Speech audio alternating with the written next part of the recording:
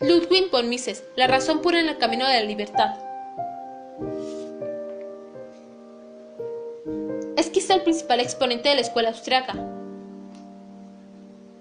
una de las ramas más vivas del liberalismo contemporáneo y que se diferencia de la llamada Escuela de Chicago, ocupándose de la discusión más importante, la cual es determinar cuál es el mejor sistema para organizar una sociedad. Sucesor de Menger y Bauer, los creadores del marginalismo. De ellos tomó las proposiciones básicas y los métodos de análisis, pero sobre todo la pasión por la libertad. En la polémica entre el capitalismo y el comunismo, von Mises optó por el primero. Su decisión no fue política, tampoco fanática, mucho menos la del empresario.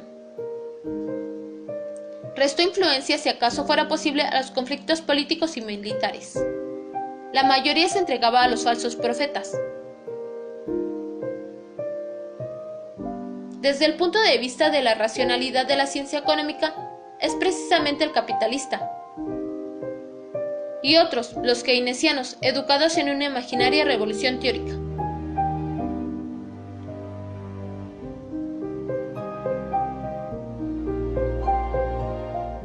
Nadie duda de que la economía nació con los fisiócratas y Adam Smith. Pero es apenas un acto de justicia declarar que adquirió verdadera forma científica luego de la revolución marginalista. Economía neoliberal. La nueva economía liberal, que en esencia propone que la libertad económica es un requisito imprescindible en todo régimen de libertades políticas.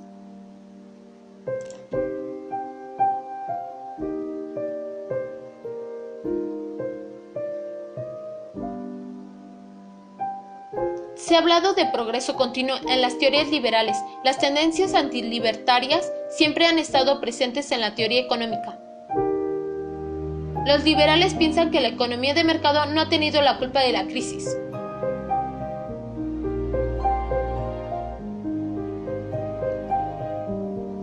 Resultan atribuibles a las políticas de Bismarck en Alemania, que invirtieron la evolución liberal en Europa, iniciando una reacción proteccionista, que muy pronto se contagió a otros estados.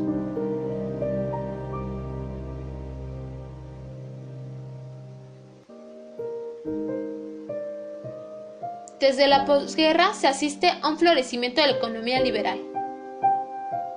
Pero no se trata de la resurrección de un sistema de pensamiento. El neoliberalismo enfrenta, sin embargo, diversos problemas.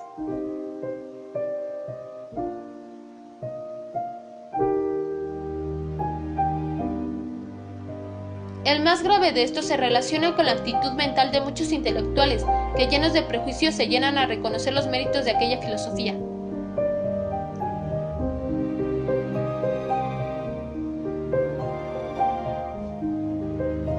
Como fuere, cabe aclarar que el neoliberalismo de hoy es un movimiento homogéneo. Lucas Beltrán distingue varias tendencias. En su opinión, las principales se hallan representadas por la escuela austriaca de Friburgo y de Chicago. La austriaca.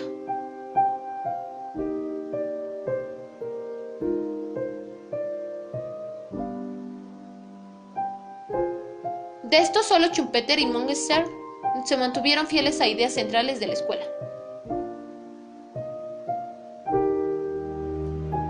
El liberalismo económico vive en la actualidad uno de sus periodos más brillantes, aunque no deja de ser criticado. Representa indudablemente la mejor opción para el desenvolvimiento económico de las sociedades humanas, inclusive las del tercer mundo.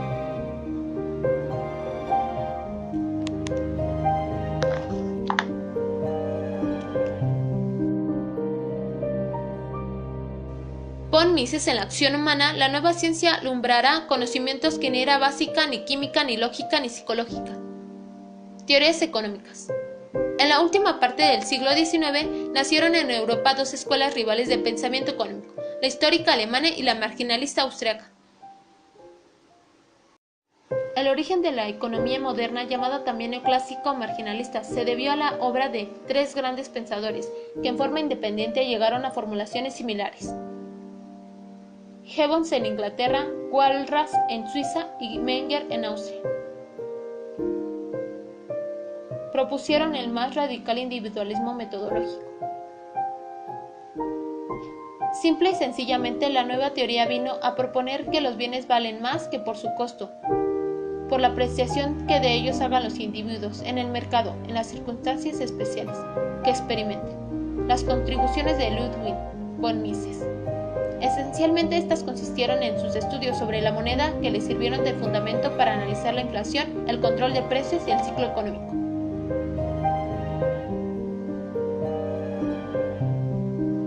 Análisis monetario. Elaborar una teoría monetaria integrada a la teoría de la utilidad marginal, o dicha de otra manera, integrar la teoría monetaria a las teorías subjetivas del valor, constituía un impresionante reto.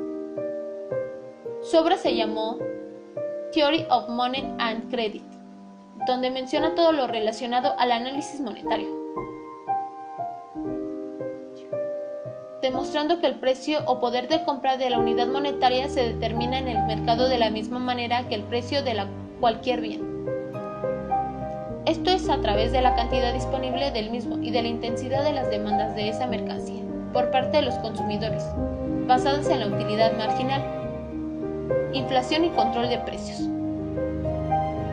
Desarrolló sus propias concepciones sobre la inflación. Lo definía como el proceso de un gran incremento en la cantidad de dinero en circulación, la forma más sencilla mediante la cual el gobierno financia sus gastos deficitarios. Inflación y ciclo económico.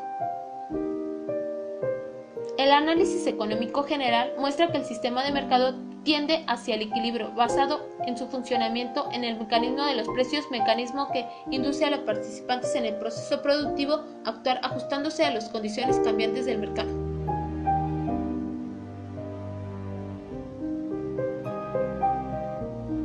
La acción humana, fundamento último de la ciencia económica. Se divide en dos grupos principales, uno relacionado con los estudios monetarios, la inflación y el ciclo económico, y otros que comprende críticas al socialismo, la burocracia y la mentalidad anticapitalista.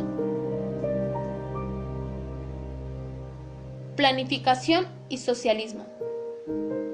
Ningún sistema de planificación socialista puede calcular económicamente en forma eficiente por carecer de un verdadero sistema de precios, fundamentado en la propiedad privada de los bienes productivos. Ello equivale a afirmar que el socialismo no es un sistema viable para una economía industrial. Mentalidad anticapitalista. El anticapitalismo consiste en un conjunto de ideas falsas que agobian al ciudadano. Se trata de concepciones equivocadas que tienen diferentes orígenes.